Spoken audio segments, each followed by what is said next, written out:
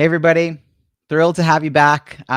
This is a rare thing for me where I get a chance to have a one-on-one conversation with not just a successful author, but one that I'm in the middle of doing a launch with. So this is a very in the moment, behind the scenes conversation. Without any further delay, let me introduce this week's guest. Today's guest is living proof that market eminence isn't a matter of luck. It's something you can build with intention. With over 2 decades of helping executives and entrepreneurs stand out, this marketing expert has guided more than 1,800 professionals to elevate their brands and amplify their influence in crowded markets.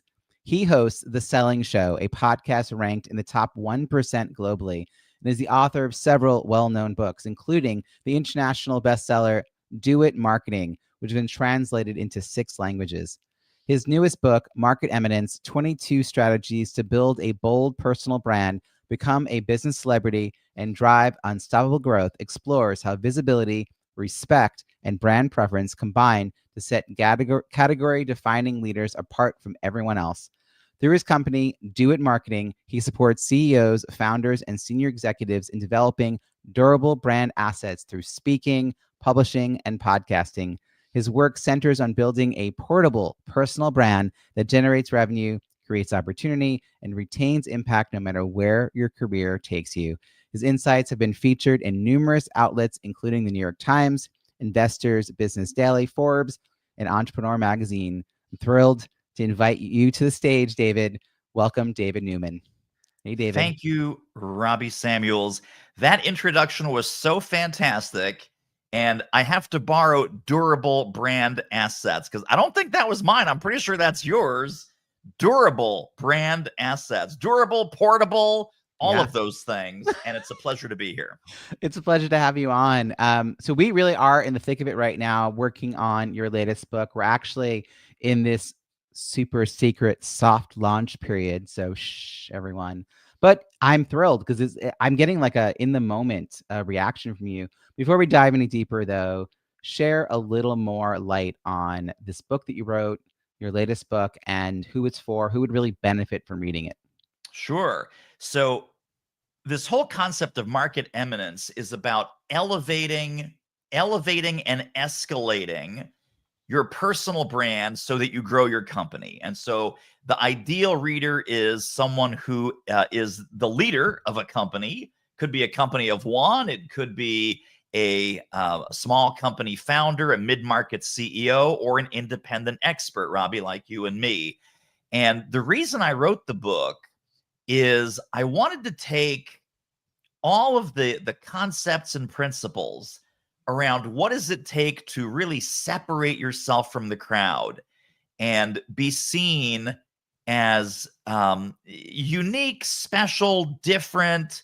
What does it take? And so I went back to my previous books because I wrote a little bit about this in the Do It Marketing book. I wrote a little bit about this in the Do It Selling book, but I've never kind of collated, curated, and collected all of the philosophies and strategies and tactics and principles that I share with clients around positioning, packaging, differentiation, articulation, distinction, and decommoditizing what you do in a world of lookalike competitors. And this is that book. You've done this before. You knew what you were getting into when you started working on another book. Was there a particular spark? Because you could teach this in a lot of ways, but there's a reason you decided to write a book. And knowing what you're about to get into as far as just a lot of time, a lot of focus, a lot of energy, a lot of other things you're probably not getting to do to get this over the finish line and then to keep going so others know about it. Yeah. How are you staying motivated to keep working on it? So what was the spark for it to be a book, and how is it possible that it actually is a book? Well, it's funny. If I look back at my 23-year career of entrepreneurship, the pattern has been screw up a lot, figure some things out, have some degree of success, and then right away turn around and start teaching, preaching, training, and speaking on whatever that element of success was.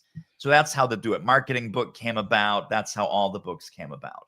So I'm sitting here in it was about a year, so it's like late 2024. And I'm saying to myself, man, there's a ton of people now doing what I do.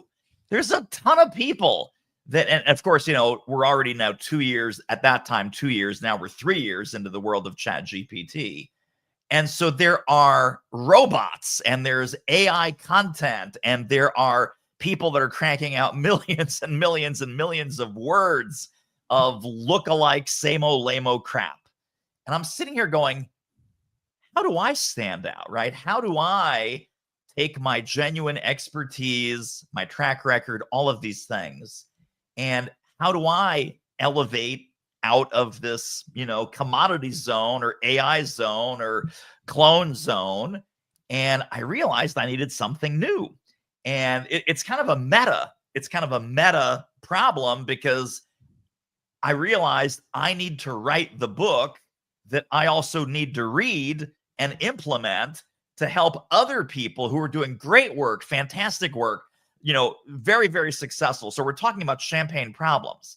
So already successful CEOs, founders, and experts in this hyper noisy world. How do we take the next leap into recognition, fame, trust, having people want to come work for us, having people want to invest with us, having people want to hire us? And I realized that, okay, I'm going to start to figure this out. And as I'm figuring it out, I need a new kind of book and a different kind of book so that I stand out, because there's not a lot of other books on market eminence. There are none. In fact, I will tell you, this is just brand new, just in. Market Eminence has been approved as a federally registered trademark. So this is about category design, right? This is about, you sort of inventing the game and inventing the playing board where you are uniquely designed to win. And that sentence, actually, I put into the Market Eminence book, that part of what you need to think about is, what is the game that you are uniquely designed to win? And stop playing all the other games. Stop playing all the other, red ocean, very commoditized, noisy, difficult to tell who's the real deal kind of environments. Get out of those environments and, you be the signal to all of their noise. Yeah, I feel like I went through a shift in the last 2 years, starting in 2023, because the writing was on the wall around the work I was doing with Zoom. Yeah. And I couldn't control the pipeline because I don't decide whether the events happen. Yeah. And I started having events either not get scheduled or get canceled last minute. And it was a great wave. I rode that wave, bought a house because of it. But I needed something that I could turn the pipe on or off depending on my availability and my energy. And I tested a whole bunch of ideas. And it turned out the thing I was doing for my own business was the thing other people wanted to know how to do. I just hadn't realized it was something I could package. Yes. So it's really interesting to think about this evolution that I've gone through in relation to what you're saying now. Totally. Being like seen as the signal, And I'm curious about the ideal reader that you identified, and if anything got clarified or changed over time as you're writing the book. I happened to interview someone who will also be on the show later, who talks about differentiation. His book is The Power of Differentiation. Yeah. And his is really focused on these large enterprise scale, $250 million, billion-dollar companies, which is not your market. It is not. Both need this. This is a very necessary conversation. Sure. But how did you go into the book with that clear-eyed understanding of the ideal reader, and did that evolve for you? It totally evolved. In fact, I thought that the ideal reader ran a much larger company than the folks that are actually coming and are excited about this. I think once you get past, I don't know what the number is, 50 million, 100 million, right? Still a small company, according to, the Small Business Administration. They're going to hire a branding agency. They're going to hire a PR, corporate communications consultant. The giant companies, they have entire departments that do this, right? They have an entire marketing and branding group. They have a go-to-market army of people. So they really don't need what I'm doing. But I thought I would be playing at a level 1 or 2 levels larger than there's demand, because there wasn't much demand. I also didn't really enjoy talking to those people. So it's really funny about, my entrepreneurial DNA probably caps out around $20 million. So if you're running a $5 million firm, $10 million firm, awesome. You're my people. You're great. If you're a solo expert, we can do some fantastic work together. But I'll tell you why. The DNA markers are too many people involved in the hiring decision, way too many people needing to approve your market eminence game plan. Oh, we can't say that. We have to say this. Compliance, regulatory, the legal department. I mean, ideally, frankly, if we're going to work together, I don't want you to have a legal department. Should you have legal representation? Should you have a law firm? Of course. But I don't want to talk to anybody in your legal department. I prefer you don't have one. And so it is really that sort of, $1 to $20 million sweet spot for professional services firms, people who are in the business of selling expertise. For the solo people, right, the solo experts, which is where I spent, the last 20 years, there's some spillover there, but it's not for everyone. Like most good books, I think this is not for everyone. And then, the client service that we offer is also not for everyone. It's just such an interesting evolution that I'm glad you found that out before you wrote that kind of book, because then you would have been attracting people that you were not jiving with. So Yes. it's healthy. This is where writing a book more publicly and not just in secret is so helpful, because you get end up with a better quality book, but you also really get to test ideas and audiences along the way. And I think some people listening may not have thought to do that because they're worried about, I don't know, their IP being stolen or something. And I'm like, well, be known for the concept before you write a book. That's right. I just want to roll back the clock a little bit, because this is not your first time with books. So what was your idea initially about a book in your business? Was it just like to have a book? I mean, we know each other through the National Speakers Association, and there's a very steady drumbeat. You need a book, you need a book, you need a book. Yeah. But how did you factor in books with your business over time? And has that changed at all? Like, when did you start thinking, there's this phrase, authorpreneur. When did you realize that you were more in that camp, creating expert content in this format? So, two-part question. I'll give you a two-part answer. Back in 2012, when I was writing the first book, it came out in June of 2013. I had already been running my business for 10 years. So I started the business in 2002. Had no idea what I was doing really till about 2005. So let's kick out the first 3 years. First 3 years, I made every mistake in the book. I made the good ones twice. Every dead end, every manhole cover, every disaster imaginable to an entrepreneur, I made. And I finally got my head screwed on straight around 2006. So let's say from 2006 to 2013, 7 years of speaking, training, and one-on-one coaching. That was my entire business back then. I just did 3 and only 3 things. I did speaking engagements. I did corporate training, 1-day classes, 2-day classes. And then I took on some one-on-one clients, kind of private advisory, private consulting clients. So my clients, like most consultants, right? Most consultants that are honest, our clients teach us a tremendous amount. And so all the mistakes, all the assumptions, all the things that we ended up working on together and straightening out, I didn't put specific client names into the Do It Marketing book, but all of the practices, all of the principles, all of the things that I had to learn, and then eventually all of the things that I ended up teaching, right, in that 7-year period where I had my head screwed on straight. And it's the same pattern, Robbie, that I mentioned earlier. Screw up a lot, figure some things out, have some measurable success, turn around, teach, help others with the same sort of thing. I mean, it's your exact point. There's so many entrepreneurial stories where people say, I started this company because I had this problem. I designed this service because I couldn't find a service that would do something like this. I designed this product because I'm the one that needed this product initially. And I knew there was a lot of other people like me that had a similar problem. So I wrote the book kind of to capture lightning in a bottle, and also to join that club that, okay, now I'm a serious consultant. Now I'm a serious speaker. I must be, because I have a book. And that book did really, really, really well. Like I don't know if it was first timer's luck or, beginner's mind or whatever. But number one, I was able to get an agent. Number two, the agent was able to sell it to a major publisher, the American Management Association. The American Management Association, which is not a very creative, wild, and crazy group, they were willing to do this very sharply designed 2-color, black and red, 2-color business book back in 2013. That had short chapters, and it was punchy, and it had graphics, and it was, it was the black sheep of the American Management Association publishing family. But they did it.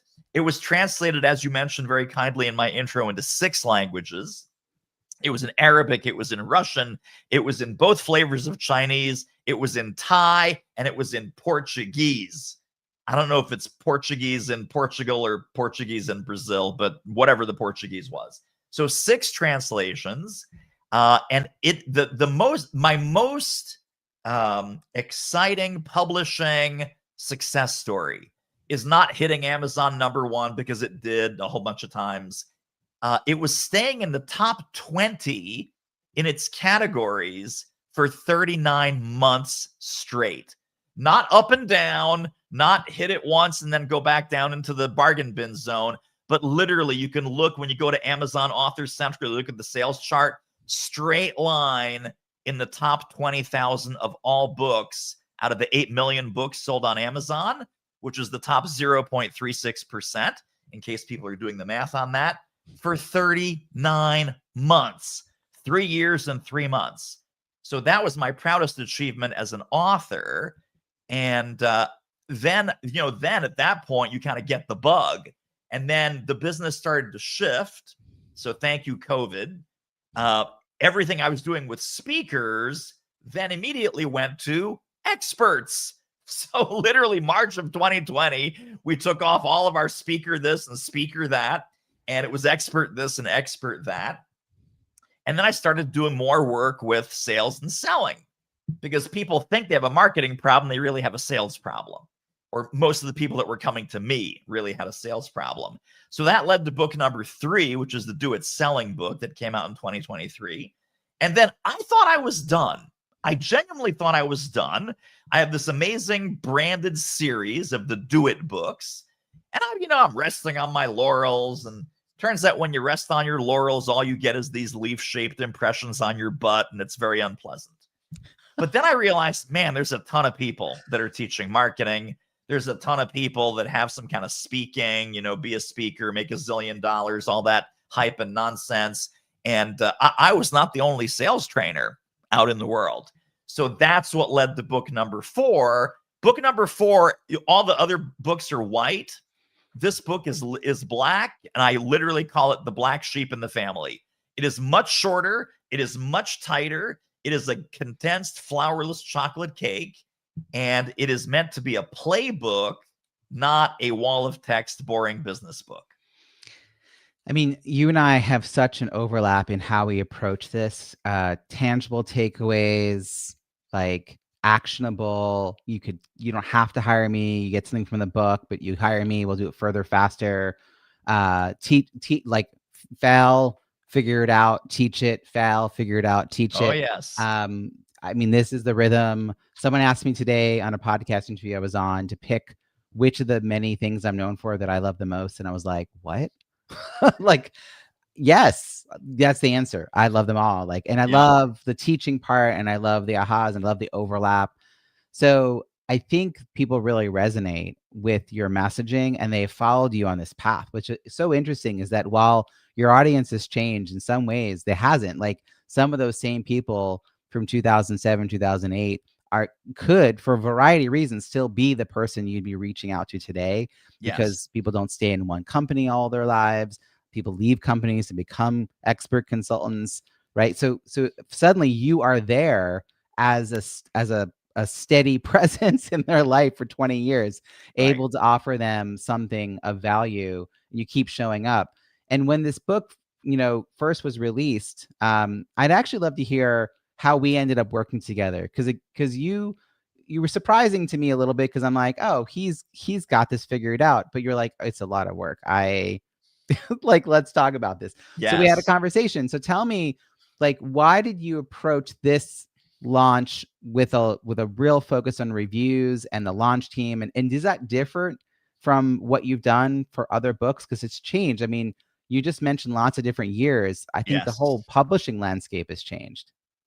For sure. For sure.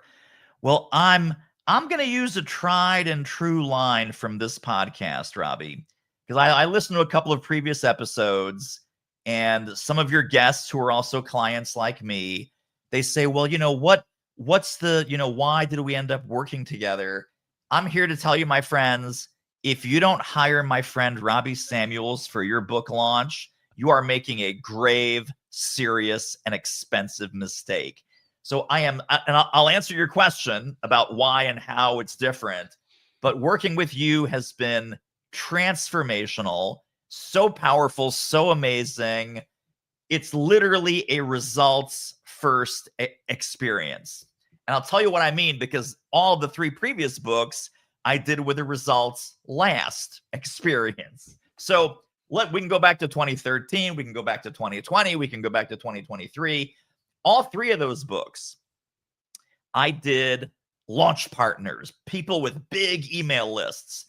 And some of these people were friends of mine. Some of these people were total strangers, but willing to play ball. I promote your book. You'll promote my book. We'll do an email blast, right? Because authors love supporting authors, even directly competing authors, right? Sales authors support other sales authors. Marketing authors support other marketing authors. It's an amazing world.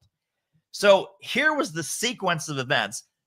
When I think, okay, what was my goal? Was it to sell books? No, not really. Was it to hit Amazon number 1, number 7, number 10? No, not really. Was it to get a whole bunch of reviews? No, not necessarily in those previous books.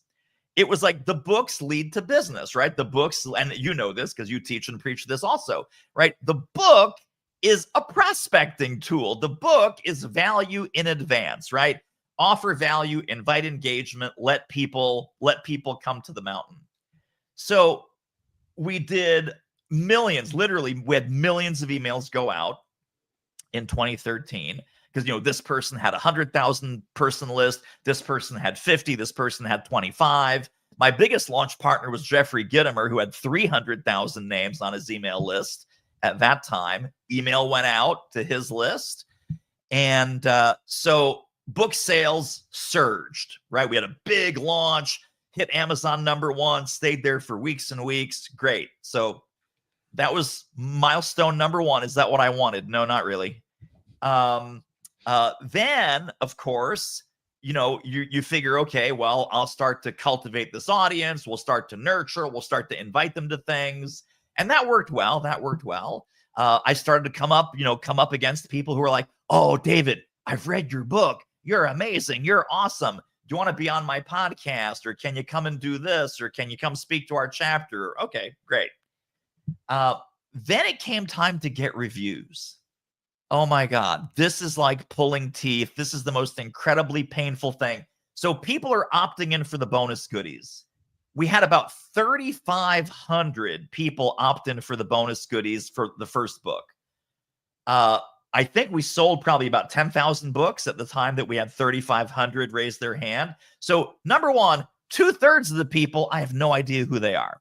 1/3 of the people, okay, here's these names. You send out the emails begging, pleading, please give me a review. Thank you so much for buying my book. Do it marketing. Would you be wonderful enough to post a review? 17 reviews, 39 reviews, 52 reviews, 3,500 email names, 52 reviews. So I was like, okay, this is, but then over time, and it took a lot of time, right? So the first book ended up with 400 some reviews. When I look at each subsequent book, I don't think the pace necessarily increased, but at least the ratio increased, right? The ratio of book purchasers to opt-ins and then the opt-ins to reviews. Comes time for this book, Robbie, and we're in the same NSA chapter, and I'm doing the book, and so someone says to me, I forget who it was, well, you should talk to Robbie about your book. And I'm like, because at that time, I think you were maybe a year into it. And I was like, I didn't even know Robbie did this. And I think a lot of your friends were not fully aware of this transition yet. And so I was like, oh, okay, interesting. And then Sophie, your friend and client, Sophie Lechner, she's doing her book launch. And I'm like, wow, this is really great. And I was like, where'd you learn how to do this? And she said, oh, it's Robbie Samuels. I have his book and I have his methodology. No, it wasn't even a book yet. I don't think it was an you had online the training program for it. Yeah. But it was not a book yet. And then of course you come out with your book and you say, hey, I'm building the launch team for the Launch Your Book launch team. I'm like, well, that's kind of meta. Yeah. Let me sign up for that. And just seeing everything work like clockwork, and the emails are personalized, and everything is done with this care and diligence and incredible focus on detail. So I think at that point, I was like, I think we need to work together.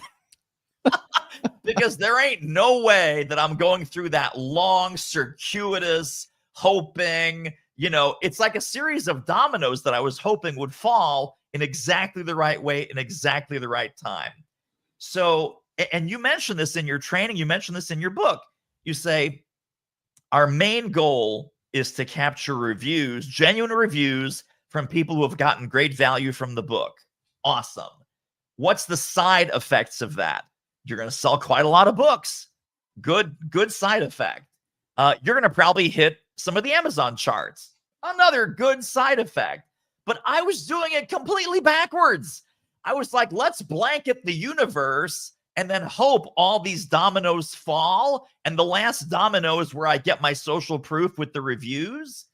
And of course, reviews also help the Amazon algorithm. Everyone knows this. You know this. I know this. If a book is reviewed, a book is well reviewed, a book is consistently reviewed, right? So week after week, month after month, new reviews keep coming in. That just feeds the algorithm. The book now goes into the Amazon recommendation engine. It now shows up. Hey, you like this book. Maybe you'll like David's book. Maybe you'll like Robbie's book. And all kinds of good things flow from this. So when I was doing my previous launches, I had these big bags under my eyes. I was like, oh my God. I was hitting refresh on the Amazon page about 47 times a day. Now it's like smooth sailing. It's smooth. It's amazing. It's the most amazing, liberating, wonderful feeling that A, a lot of people are benefiting from the book. B, we hit the charts. Yay. And again, that's not a big deal, but it's nice. Honestly, it's nice. And then the reviews are flowing in for social proof. So what can you do now that you have all of those assets? Let's say a meeting planner goes to Amazon. Let's say a prospective coaching client goes to Amazon. They go, wow, Robbie Samuels, he really, look, 242 reviews on this book that just came out a couple months ago. And the credibility, the respect, because, your book, and now soon my book, we're going to have more reviews than books that came out 5 years ago. And the momentum just builds to an extent where the tide of those reviews raises all the boats in your world and your business. Thank you for all of that. It also gives me an insight into someone of your caliber who has the experience of pulling off the book and what you were going through and the order of operations. And as you said, the results that you really needed were not at the front end of that plan. And I witnessed these 6-7 figure entrepreneurs do this, where they're all, collaborating. The bonuses are worth, $3,500 or whatever. Yes. Like And honestly, too much bonus, because now it's not just that they're looking at the bonus for my book, which is the book we're trying to promote. They now have all this freebie content from like all these other people, and at some point it's noise, and my Yes. stuff got lost in that noise. But I was seeing people do that. I was seeing people ship books without knowing and saying like, "Oh, show me that you bought it," and then I'll send. It's just, I mean, the layers upon layers and the cost of doing this. And meanwhile, you were like, okay, I have these names. And that's all I said to you. I was like, the only I can't do for you is the list of names, but I gave you a lot of ideas. In fact, when you and I got on the call, you gave me your list of names, and then I wrote you and I was like, but you're missing like the people not in your list, like Yeah. not the non-email list people of your network who would want to step up. And then here are more names. Here are more names. So as we stand, we are in the middle of the super secret soft launch between the publication date of the Kindle book and the launch date that we publicly declare this. Yeah. And you have 147 advanced reviews that have been collected via a Google form. 147 people have already sent in text. So we've started to get some of those up on the Amazon page. And there are 53 written reviews, 58 global ratings. Those 5 are probably going to end up being reviews. It's just, there's a delay. Yeah. I'm tracking people in your inbox. So I'd actually love to hear about that, because you and I have joked about me being David in your inbox. Yes. I don't see you as a person who likes to just give away control of your business. Like, that can't be easy. You have a particular style. You're pretty precise in your language. In fact, you've helped improve some of the copy, and I have now translated that to all my other clients. I'm like, oh, I get on the people go, David Newman said, we're using this. And you go, oh, okay. I'll go, yeah. So don't touch that part. Nice. Some of the templates, I'm like, yeah, you could change a lot of things, but let's not test. That's tested. Right. But what's that been like? You set up a separate email for me to play in. Yes. Some of my clients have me in their inbox. A lot of them have a separate account, Outlook or Workspace account for Gmail. Yeah, I mean, I'm like, don't even go in there. I'll forward you things you need to know. And you're like, I trust that. Well, everything, and again, it sounds like I'm just ranting about how wonderful you are, because I am ranting about how wonderful you are. I'm okay with it. Everything works like a well-oiled machine. So I think your whole intake process, the whole, getting ready for the campaign, the level of surgical detail and thought. It's not just detail, because you can have detail that's noise. It's the thought of, let me give the author absolutely everything that they need to feel comfortable and confident that this is being handled with the utmost care and professionalism. So I went through that onboarding process, and I saw the documents, the spreadsheets, the flow, the email. And so it was very easy. After that, it was very easy for me to say, Robbie's team, they got this, no problem. And you're right in that I wouldn't ordinarily be excited about someone representing me, answering emails, even very functional emails, right? Like, hey, where's the link? How do I download the advanced reader copy? So I think it's such a great collaboration that you have with your clients, and such a great collaborative relationship that you have with your clients, that, I'm looking forward to those emails coming from you. And some of the emails, the other thing that I really enjoy is you say, don't worry, I already handled it, but I thought you'd like to see that so-and-so moved, right? So-and-so is moving to like Florida. It's like, oh, okay, great. I already answered this person's question, but you should know that last week she broke her leg. Okay. And then this one, right, where you say, okay, well, only I can answer this one.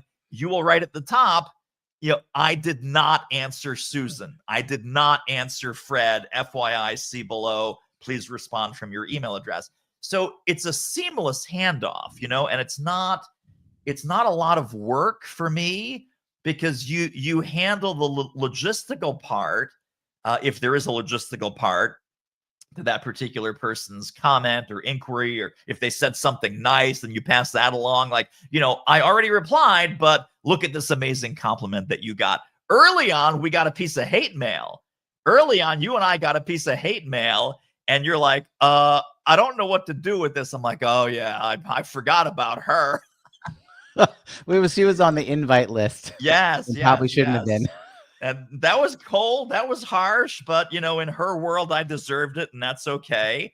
The whole purpose of Market Eminence, the whole message is, if no one hates you, no one loves you either. So once in a while, a little hater comes out of the woodwork, and it's okay. But even at that, you handled brilliantly. And so it was easy. The short answer is very long answer to a short question. It was very easy to have that Robbie as David collaboration. And I would not say that would be the case with a lot of people. What's interesting is I have a client where the assistant hired me with obviously the blessing of the author, but the author is like the busy owner. Yeah. And so my relationship has really been developing with the assistant, and the assistant is like 100% bought in with me. And every now and again, the author has a moment of like, wait, what are we doing? And the assistant will text me, can you help? And then I'll have to like do a series of emails explaining the process again. Yes. And I'll get on a call with the assistant who will reiterate to me why we're doing what we're doing it beautifully. She completely gets it. Yeah. But she either isn't being heard, doesn't feel like she can say it. She wants me to say it. So I'm like, you want me to write an email? What email do you want me to write? But I'm realizing it's because I don't have that direct connection with the author. It's the first time I've had that sort of distance. And so the trust that you build, I reviewed your book when it went on Amazon initially, and I asked you, when's the last time you updated your author bio?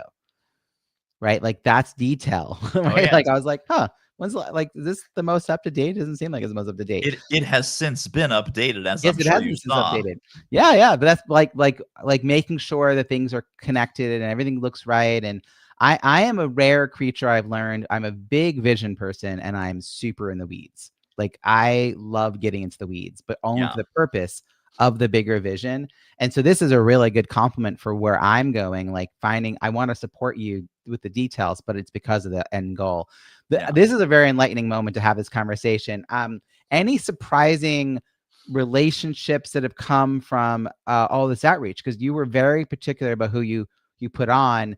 I'm assuming like some podcast invitations are coming away, maybe some referrals, maybe people booking calls with you. Yeah. Like the book, even before they got their hands on the book, we gave them a chance to join, and then we finally gave them the advanced reader copy. Like there was a delay. Yes. What sort of stirred up from this initial outreach? Well, I think we talked before we turned on the recording for today that this must be my 12th or 13th interview in a very condensed period of time. And I'm today's actually, I did 3. So you are number 3 out of 3 today, but like every day, every other day, another interview. And we're holding now the interviews until the big launch later on. A few snuck out because I didn't get a chance to put the kibosh, or they weren't able to, they're not that flexible with the scheduling sometimes. But so definitely podcast interviews, definitely. Oh my gosh. I mean, referrals, introductions. Hey, David, I have a 10,000 person LinkedIn group. Can I interview you? And I'll put the video in the 10,000 person LinkedIn group. Yes. Hey, I have an internet TV show, like broadcast quality internet TV show. Would you want to be a guest? Yes. Hey, David, I have a couple of clients that might need what you do. Would it be okay if I teed you up with a quick 3-way email intro? Think about that. Yes. So this process, and I tell people all the time that are writing books, because they're afraid to ask for help, or they don't want to be a pest. They don't want to follow up. But, I say, this is your time to cash in your chips. This is all the generosity, all the kindness, all the people that you've helped. This is their opportunity to help you back and to say thank you and to support you and to unleash this wave of love and gratitude and appreciation. So don't be afraid to ask. Don't be afraid to invite them to your launch team. Don't be afraid to invite them to help support your book. And I am living that message probably the most profoundly with this book, because things have come in so fast with your process that the even early on when we asked to join the launch team, it's like, hey, I'm also looking to be on some podcasts. Do you have a podcast? Do you know of a good podcast? People are filling out that form, and that's what booked me these 12, 13 things that I was just on, and even more next week, and even more the week after that. So this systematic asking, and I was able to tell people the philosophy that now is your harvest time. You've planted all these seeds. You've done all this great work. There's an army of people that you've helped and that think highly of you. Now is your time to cash in those chips, but to have it be such a great process, streamlined, compressed in a very compressed amount of time, and then to have that wave of love kind of wash over you with all of this support, all of this advocacy, all of this, what else can I do? How else can I help? I'll get my wife to post an Amazon review, even though I'm the only one on the launch team. I'm like, whoa, slow down. People are going above and beyond. And I think it's about the power of asking. I would never think to ask in this kind of systematic way, where it's like a mass ask, and then you're getting this mass love back at you. It's who you asked initially. It's that you were very careful about who we even put on the invite list, except for that one person who slipped in, right? Which made you realize that you'd mostly been very careful based on different categories of people who would either directly benefit from the book or might know those people. And then there were some general supporters as well. But it's not really actually an ask in like a, finally trading in your chits. It's that they get value from this. Yes. That if anything, part of what I'm doing is holding people accountable for opening the book enough to write a couple sentences, and then they might realize they should read more of the book. What I love is when people say, Robbie, I was just going to flip open your book and just, breeze through it a little bit here and there, but I got sucked in, and now I'm reading it. Now I'm using it. And I'm like, yeah, it's the biggest compliment you can give a content creator. Yes.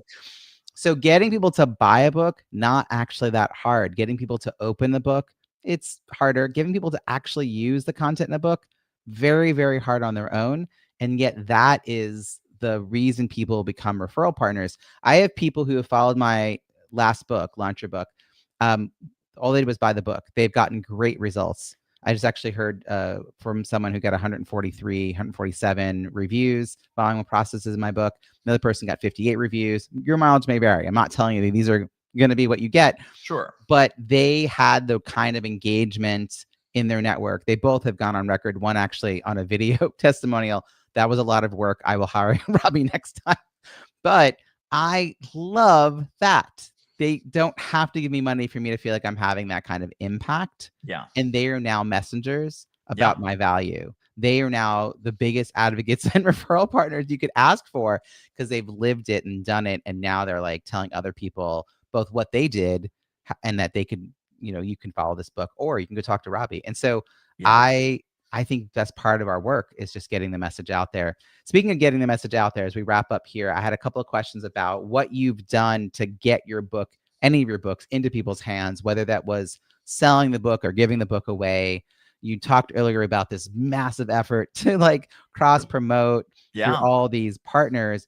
What are some of the things you've done that have worked really, really well for getting your book to the right hands?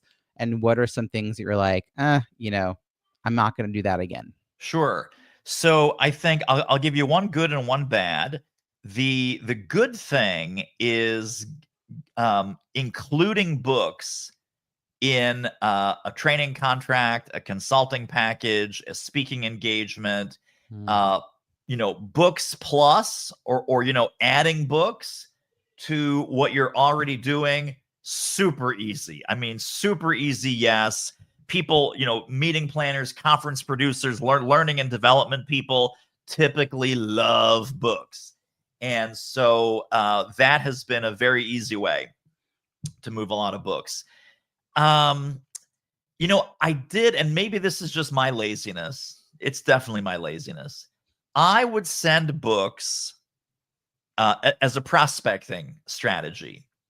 Now, my previous books were big, right? Big 300-page, 60,000-word business books. Even though I put little Post-it flags and I said, hey, Barbara, you know, here's a copy of my book. I saw the article on blah, blah, blah. I thought this might be helpful. If you'd like to have a conversation about how I can help you and your team, you know, I'd love to have that. And P.S., I flagged 3 or 4 sections that might be especially relevant for you. Mail the book. So you take all the time to customize. You put the Post-it flags in. You mail the book. You follow up. You call. You LinkedIn.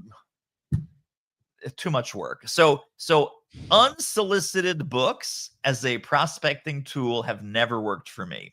Now, compare this to someone calls, someone emails, right? It could be a journalist, it could be a prospect, it could be a client. My new go-to question is, let me ask you an honest question. There's no wrong answer. Would you value a copy of my book? I would be happy to put one in the mail to you. If you're not a book person, I can also send it as a PDF. If you don't want any book at all, just let me know.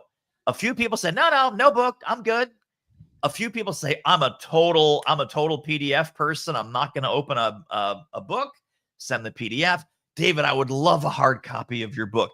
Hey, could you personalize it for me? Could you autograph it? And whenever people ask for an autograph, I say, well, you do realize that this may lower its resale value on eBay because now it's officially a defaced book. It has writing in it.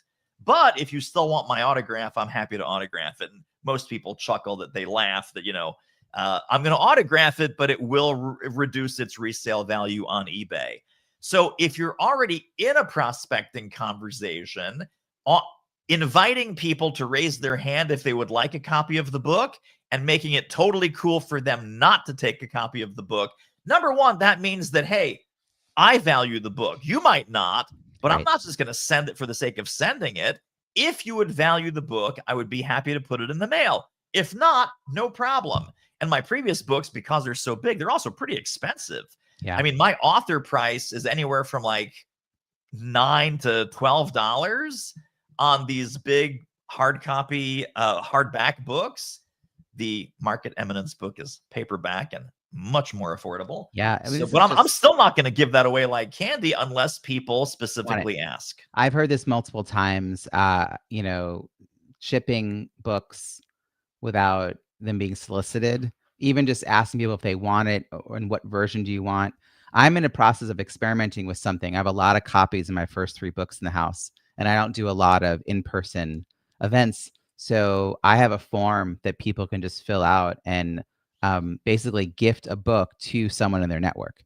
And I'm still working out the kinks of getting myself to a post office frequently enough to do this, but I've had a few people fill it out.